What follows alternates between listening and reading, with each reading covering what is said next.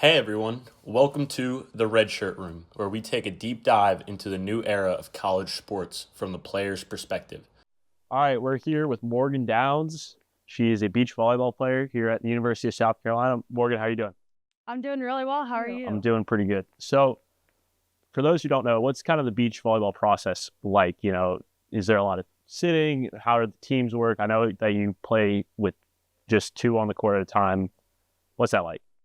Yeah, so we have a roster of 19 people, and that's across all NCAA teams. And then there's only two, well, I guess two people on the court at one time, but it's kind of the best of five. So it's similar to tennis. So your five pairs play, and then whichever school wins, three wins the duel, basically. Okay. So a lot of people sit out. All right.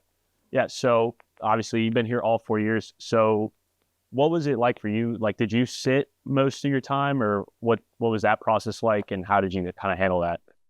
I would say kind of a good mix. Earlier in my career, I sat a lot, and that was kind of a big adjustment from high school. Obviously, everybody gets to play, versus having to really work for your spot, and obviously older people getting priority.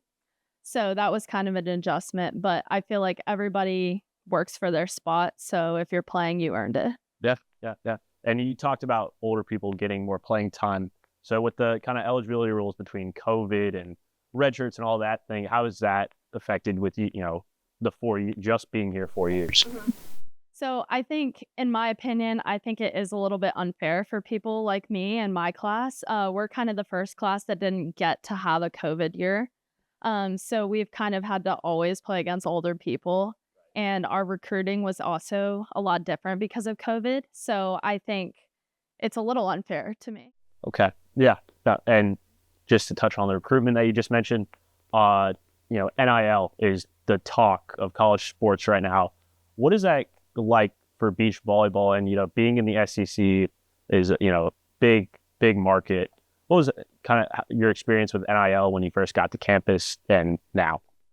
So I think the first year we actually didn't even have it. It was sort of just kind of something in the works.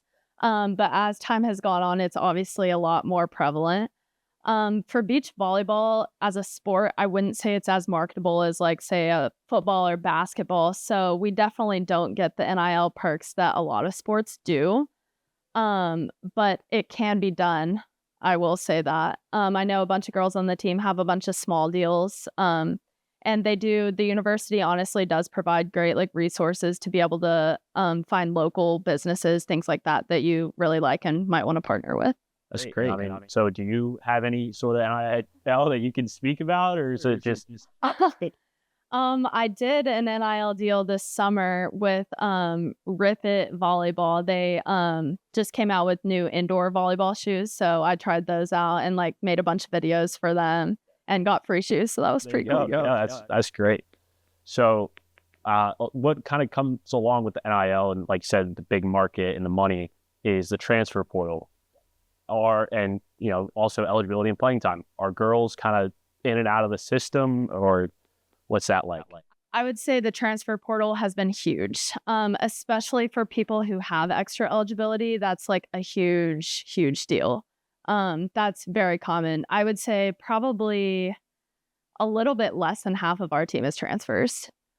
We got a bunch of new girls this year and last year. That's kind of a big part of it every year.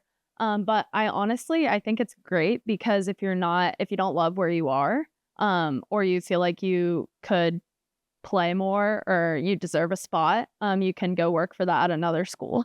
That's kind of one of the final questions I have for you is between NIL, the transfer portal, a lot of fans kind of talk about, like, disloyalty or chasing money or whatever. What do you think, like, the biggest misconception with college sports today is? Ooh. I think I would say don't knock someone for taking a bunch of money if they're in a position, like, especially that it could help themselves or their family, or, like, I don't know. I think it can be really good in some instances. Like, that could be life-changing money for a lot of people and their family. So I think it's easy to say that on the outside when you don't have a bunch of money in your face, but I don't. I don't see really anything against it. But I also see the flip side. I do think it has changed sports a lot, especially for football, basketball, bigger sports. I think it's much more of a factor there, but it does make sense. All right. Yeah. Right. I think that's a great point. Anything else you want to add, beach volleyball wise, or any other thoughts on the? I don't think so. Just come support. All right. Well, thanks for coming in. It was great to see you, and good luck with the rest of the season. Thank you.